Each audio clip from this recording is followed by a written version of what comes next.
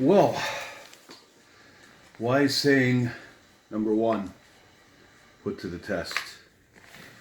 What is our wise saying today? Never look a gift horse in the mouth. What's that again? Never look a gift horse in the mouth. Okay. Well, never look a gift horse in the mouth. Come from 16th century England. Actually, it goes back farther than that. That's the first time it was ever seen in print. But the book that it was in print was actually a collection of proverbs, English proverbs. So that saying was already established in England in the 1500s.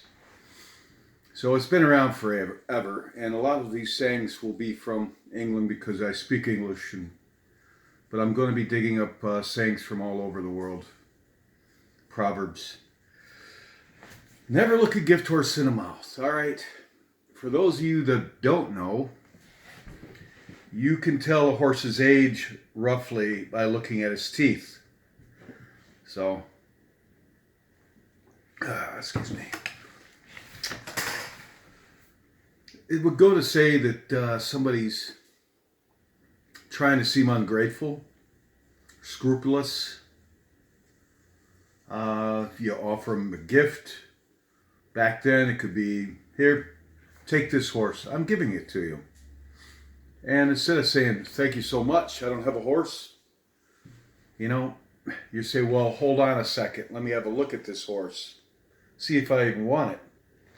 Open its teeth up or lips up and look at those teeth. And lo and behold, you see you've got a elderly horse on your hands. I don't want this horse. It could be a horse that today would be like the equivalent of a pickup truck. Because back then a horse was not only a way to get around, but it was also a way to get farm work done.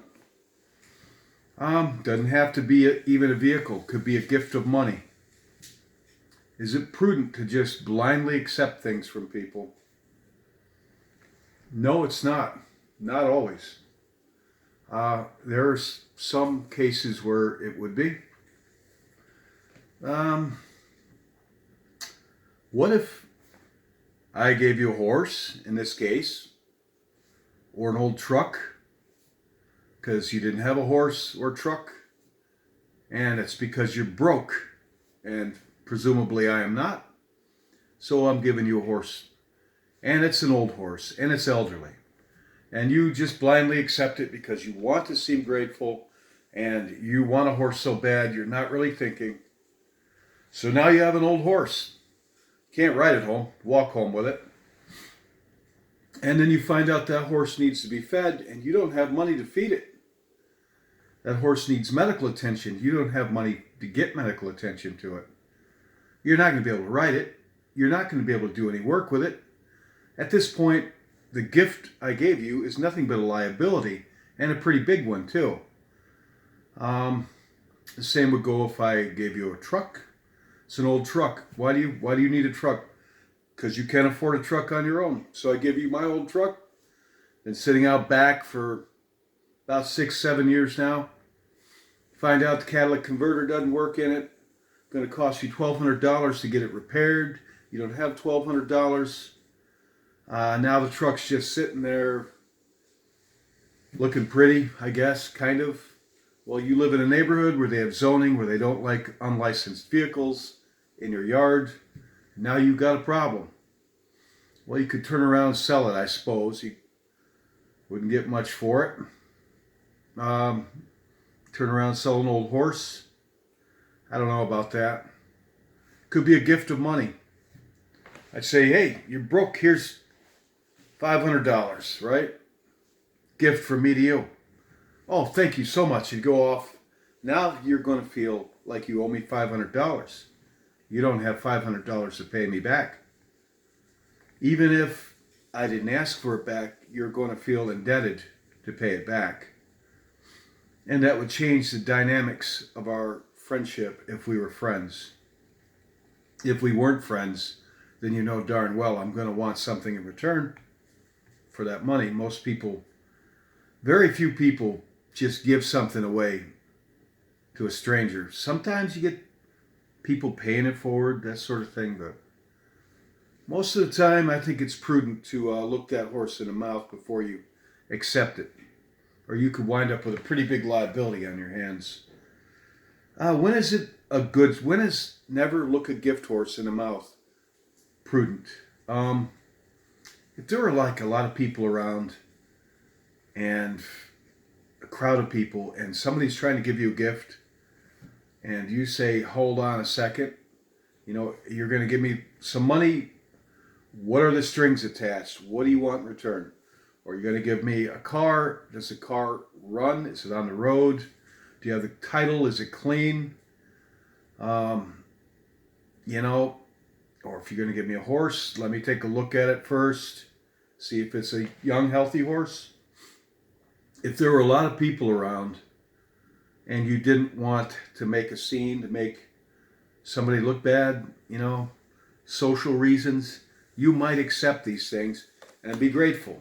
Though then you're making yourself a little bit phony. So you got to weigh that out. Do you want to be phony? Do you want to save face? You got to weigh it out. I think we all come into this at some point where somebody's trying to give us something for nothing, presumably. And I think quite often it's prudent to take a look at things before you accept. Is that person drinking? There you go. Is that person under the influence? Quite often people get under the influence, get a few of these in them, they get generous. They're going to regret it tomorrow. I should not accept it. Is that the same as looking a gift horse in the mouth, just saying, I'm not going to accept this gift? You've had too much to drink or whatever. I don't know. I think the only time looking a gift horse in the mouth, or not looking a gift horse in the mouth, as the old saying goes, never look a gift horse in the mouth, would be when you're going to make somebody look bad. You'd have to weigh that out. But I think about 90 to 95% of the time, it probably is in your best interest to scrutinize gifts. Just like the Trojan horse. They should have looked that one in the mouth, huh? You would have seen all those guys with swords wanting to kill them as soon as they went to sleep. Yes, that saying does not hold up very well. It sounds intelligent, but I think when it's tested, it's not that good of advice most of the time. So I give it kind of a low score, about on a scale of 1 to 10. When it's good advice, I give it a 1. So there it is. Stay tuned for number 2. Wise saying number 2.